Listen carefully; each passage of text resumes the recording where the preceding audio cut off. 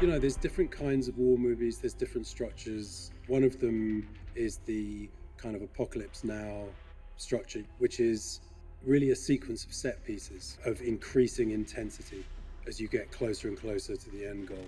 It's a really beautiful, natural way of dialing up tension and stress and drama and anxiety and a sense of a build towards a spectacular conclusion, which in our case is a full-on military invasion of Washington, D.C.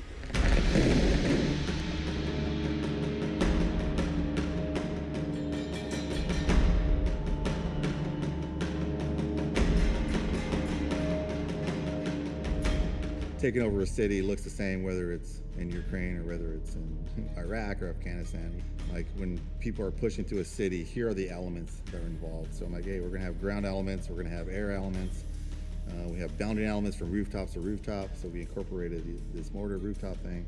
So I was trying to give him a lot of layers. You know, I try to explain it's like wars, like when you're in a combat zone, it's a very 360, almost spherical feeling of like we're surrounded by chaos. The action starts with them crossing the Arlington Bridge. There's a big gun battle at the Lincoln Memorial.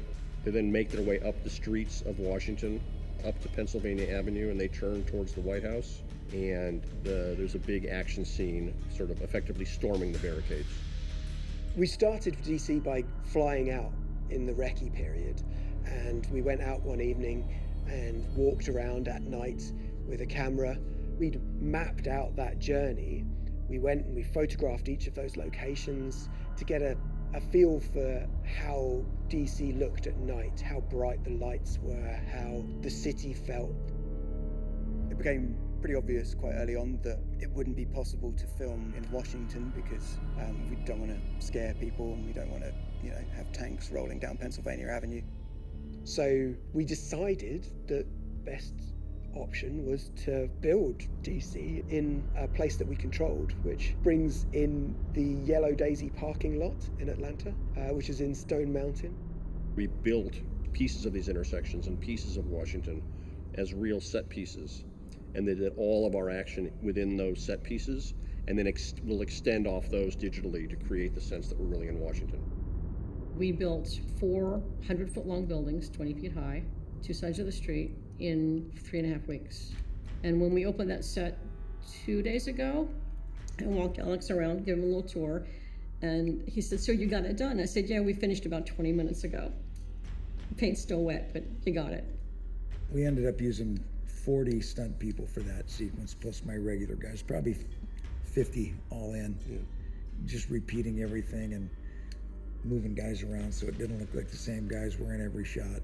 We had cars, we had tanks, we had actors involved. I don't think the stunt doubles for our cast worked in one shot. It was all cast with cars ripping by and tanks cutting in front of them, explosions, gunfire. We lit Jamie on fire out there. Yeah, we did fire gags. It was a big sequence.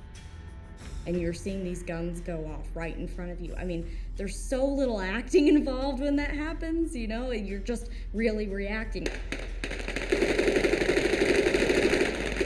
I mean, last night Alex came up to us and I said, "Okay, so what do you want this moment to be? What are you thinking?" And he said, "This building's about to explode. Just play it like you would." And I said, "Yeah, got it." Yeah, that makes sense. Ready, and action!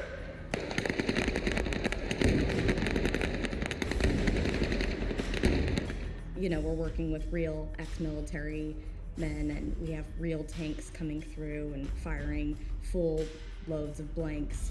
I mean, really, for me, when one of those men turned around and I said, "How are you feeling?" and he looked at me and he said, "This feels really real. This feels strange." The noise is exactly what we would be hearing, the commands that we're calling, the tanks that are going through, the fact that we have a plan and then it all goes to chaos and then you just start shooting. I mean, to hear that come out of someone's mouth who's been on the front line is just like, what do you say?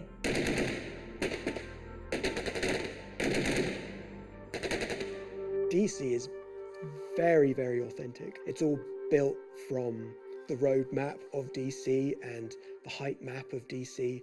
The buildings are the appropriate height for all of the buildings. We have 75 landmarks that we made for this that are true to the real landmarks. We have thousands of trees and street lamps and traffic lights. We wanted our DC to feel really lived in and real. We wanted you to think that we'd filmed in DC. So we added all the things that you don't think about, like cranes and roadworks and scaffolding and traffic lights that function so that they actually change from red to green. And all of the buildings have an interior. They have monitors with laptops and keyboards and desks and pot plants and whiteboards, and there are elevators in there. So we added all the things that you don't think about. We had 3 different White Houses on this film. The first White House is at Tyler Perry Studios in Atlanta, which is built to about 75% scale. So we use that for as our characters are running up the steps, and there's a scene in the press room which is shot there, and a scene in sort of the lobby of the White House was filmed there. Then we have our set White House, all of the gunfight at the end through the offices approaching the Oval Office, that's a set. And then the third White House is our CG White House, which is used for pretty much everything else. So whenever you see a White House from Pennsylvania Avenue or from the helicopter, that's the full CG White House. 19 states have seceded. The United States Army ramps. もしアメリカが分断され内戦が起きたら The Western forces will reach the White House on July 4th. あなたが目撃するのはフィクションなのか明日の現実なのかシビル・ウォーアメリカ最後の日 God bless America.